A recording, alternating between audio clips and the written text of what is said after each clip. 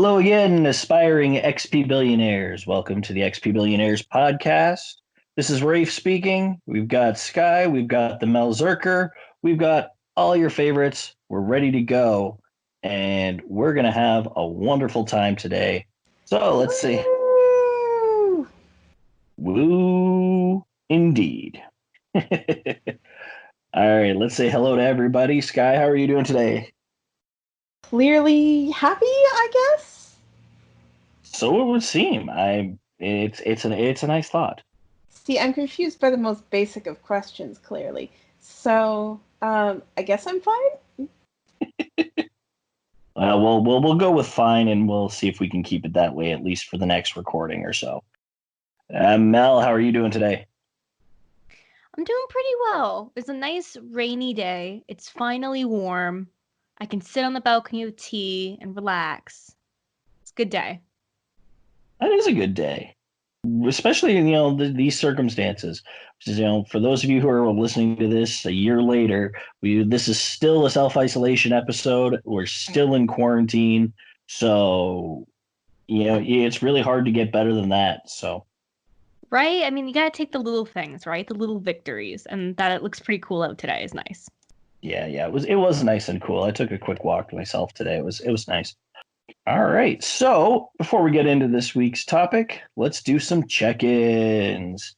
All right. Let's see what everyone has been playing. I'm going to start with this one just because I'll be honest with you guys. I have not been playing a lot in the last week or so. I get in a good chunk of gaming with Star Trek Online right now. But honestly, when the quarantine started for us, I went so hard that I kind of crashed. And I've taken a complete break from everything that I've been playing. I was playing Star Ocean Integrity and Faithlessness. And at one point, I was playing Infinite Undiscovery. I do plan to go back to both of them. But right now, I just needed to just game a little less. So yeah, that's where I've been. I've spent the last several weeks building Gunpla. If you guys have been following my social media, you've probably been seeing lots of photos of it instead of video games. And I do apologize for that, but we'll get back to gaming very soon. But that's still probably going to see more and more models coming out as I go because it's becoming a thing. It is becoming a thing, it is. Yes, and I have a feeling you're going to be showing off some stuff in the future too. But in the meantime, what have you been up to, Sky? I'm working my way through Persona 5 Royal. I love it. If you're wondering where I'm at now, at time of recording, I'm in the casino. To be as minimally spoilerific as possible. So what this actually means is that Sky accidentally deleted their save file and have started over from the beginning. No! I'm completely kidding. This did not happen. When you say I'm at the casino, there are 2 points where you're at the casino. One of those is right at the beginning. Oh, I got scared for a minute there. No, I'm actually doing the proper run in the casino. Not the in media res shit at the beginning. Stinker. Yes, you are a stinker. Other than that, on PC, I've mainly been playing Darkest Dungeon, which I swear to God is addictive somehow. It's so dark and vaguely Lovecraftian, and I love it so much. Yeah, it's really solid. And apparently I have been very into dark and emo games lately. So, yeah. You know what? Whatever helps you get through. That's what matters. Yes, I didn't think I'd be coping with a pandemic via Shin Megami Tensei related titles. Yeah, well, what are you going to do? Keep playing them. There you go. Yeah. I'm hoping to finish Persona 5 Royal before the Xenoblade Chronicles Remaster comes out, but who knows? Yeah, you'll give up everything for that. I know it. pretty much. All right, Mel, what have you been up to lately? You know what? I've been a little bit on slowing down on games too. I'm hoping to be able to play some Disco Elysium tonight, but I have not been able to start yet. For the most part, I've just been kind of playing Animal Crossing. It's just mindless filler that I can do while I sit and try to chill and remind myself that the world still exists outside of work. Um, but it's getting pretty good. I've started reading articles about people who are deleting their not farms, their islands and starting fresh because they really enjoy that like new building element. I've been sort of debating it. I do like my island, but it's an interesting idea to kind of refresh it. But Animal Crossing doesn't let you have like a second save or even like start under another person. So it's a pretty big commitment. So Yeah, no, but I understand what you get for the what you mean by the by just having that comfort game. That's what Star Trek's been for me. One of the things I've found is as I've been playing through a lot of the story, they have done such an amazing job with attention to detail in terms of all the other Star Trek series that are out there. And I haven't even watched all of them. I didn't watch Enterprise, I didn't watch Discovery, and I don't care much for TOS, quite honestly. I know people are going to hate me for that one, but it is what it is. And they're keeping the continuity. I love it, and I love having that as something to go back to because there's a lot of stuff that I just like as I'm playing through. It's like I feel like I should know what this is, and then when I look it up, it's like, oh shit, yeah, it was from this episode. It was great. Yeah, that they've put a lot of effort into making it feel authentically Trek, and that's really cool. From the little details down to the crap ton of people they brought back to do voices. Yeah, and one of the reasons I even restarted playing this because I think I mentioned this before was that I wanted to play through the Deep Space Nine storyline that had come out through it, and they brought back so many cast members for that. But not only did they do that, but they did an all Ferengi episode story mission in the game, and that was absolutely ridiculous because what was one of the things that they did is they did a lot of focus on Quark and all the Ferengi that were around him throughout the series. And there was usually like one episode per season. That kind of started in the second half of DS9, and it was great. And the fact that they did that for the game was just priceless. All right, we've talked enough Trek for now. Let's get into this week's topic. And this one is gonna be heartwarming in some ways. I hope we'll see. But this week I wanted to talk about the RPGs that changed our lives.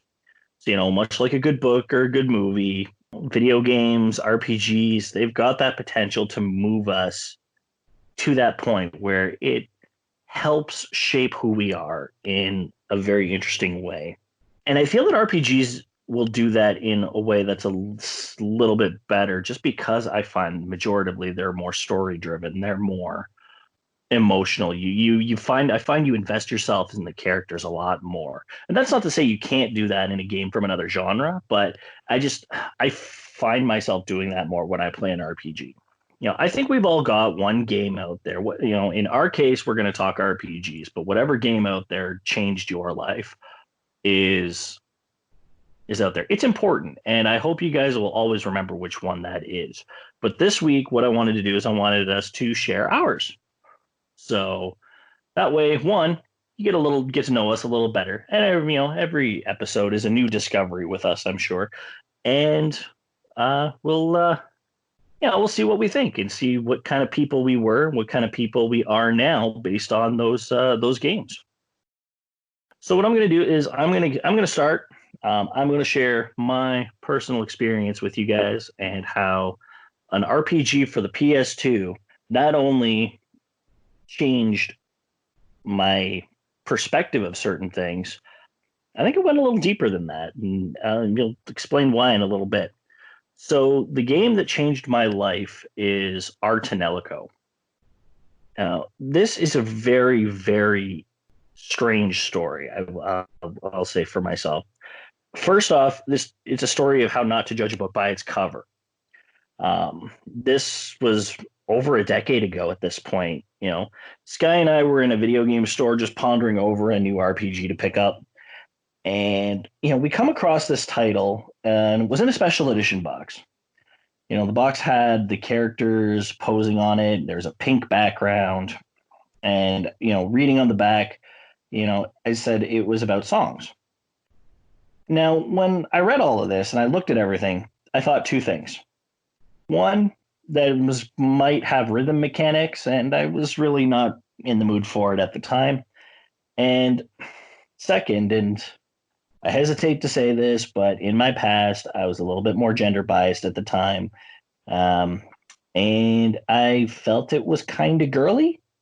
I am not like that now. And this is one of the reasons why, I think, because it wasn't until we became a lot bigger fans of Miss America that we started watching their site for newer game announcements. And we eventually saw the announcement for Art and Elco 2.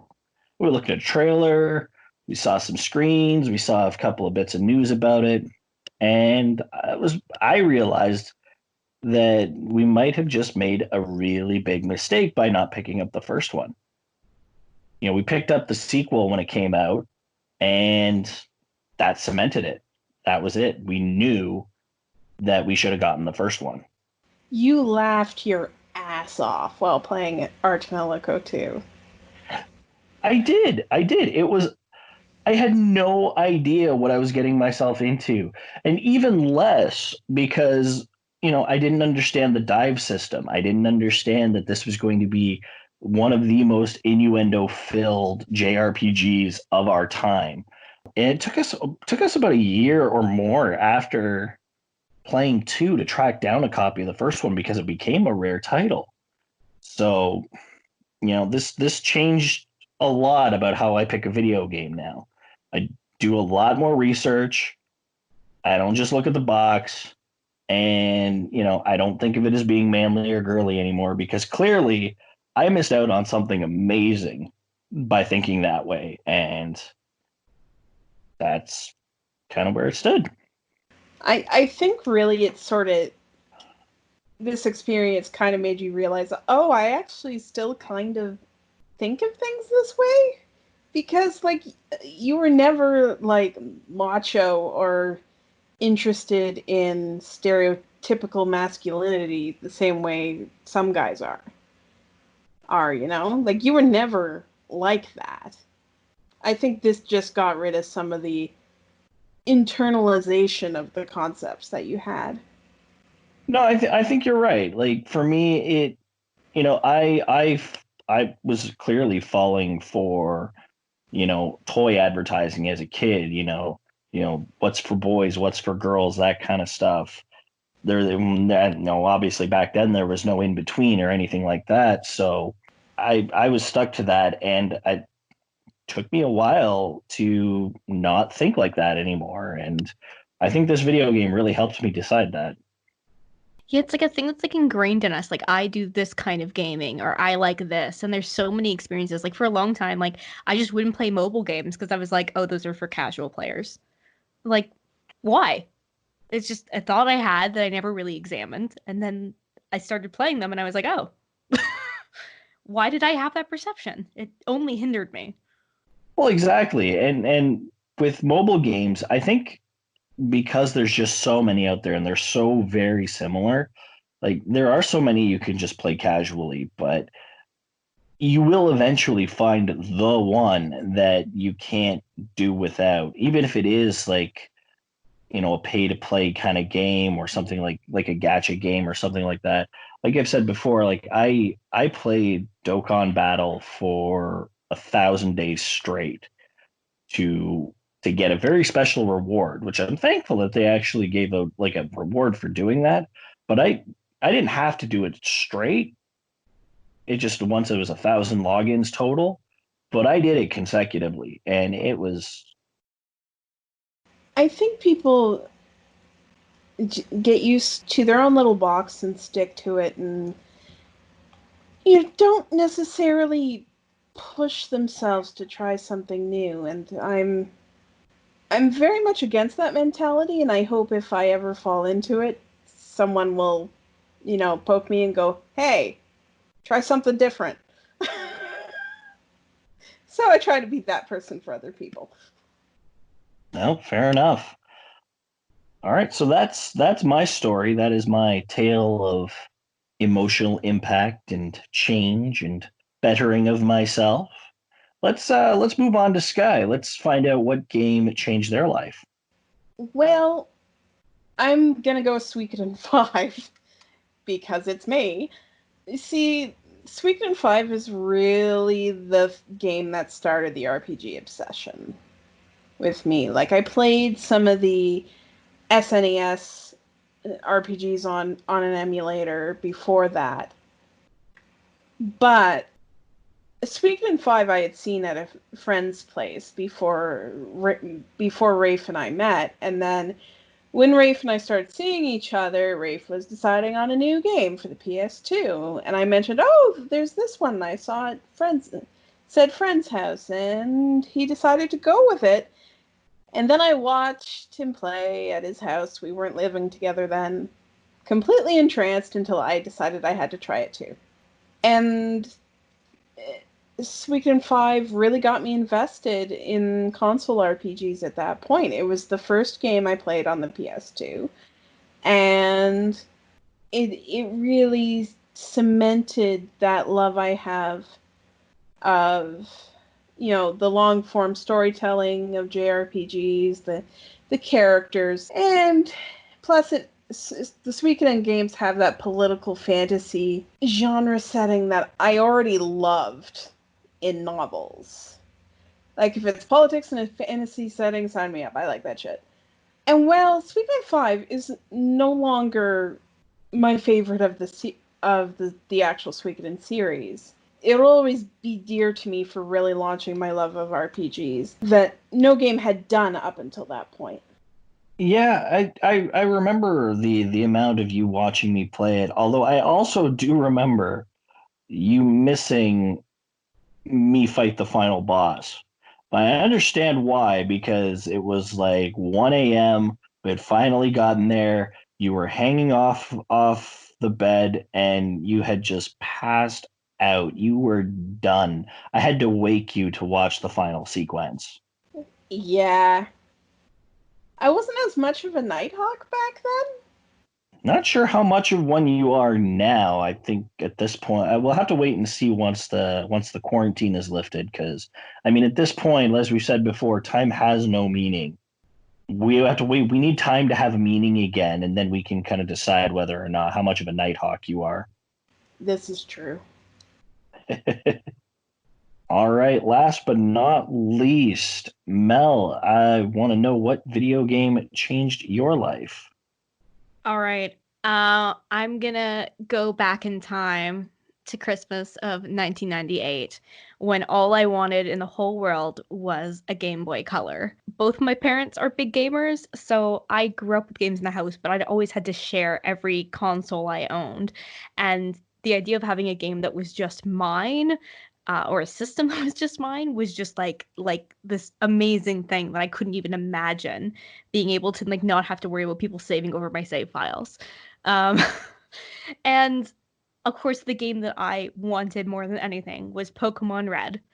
Um, and like it was exactly what like a nerdy kid like me wanted, right? Like I wanted to have a pony in real life and ride it to school. So I got to sit on the school bus and play with my ponytas and it's on fire. What's cooler than a pony on fire? So I don't even remember at the time what starter I had because I was so into it that like every time I caught a Pokemon for the first time, I was just like awed by it. And I just had to like put it in my party. And I just remember constantly like rotating through and I had like it was a terrible team. I had no consistency, no coverage. I don't even know how much I engaged with the like mechanic of kind of, the simple almost rock, paper, scissors mechanic of, which type to use. But I just like loved it. And just the fact that it was mine and I could fully engage in this world and, it was just something I'd never had before. for years, my cousin and I would trade Pokemon back and forth. And even after, I actually still have my Game Boy Color with my original team, and on it is written, my final team that I defeated the Elite Four with on the back in permanent marker. And it's a terrible team.